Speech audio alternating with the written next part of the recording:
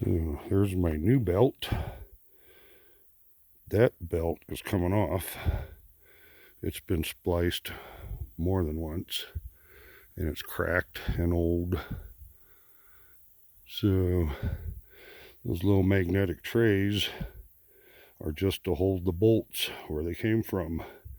So I put that bolt exactly where it came off of. Same with the next bolt, and the next one's exactly where they came from. Sometimes you strip a bolt or a nut, but all those came off really good, so those are still good nuts. I can reuse every one of them.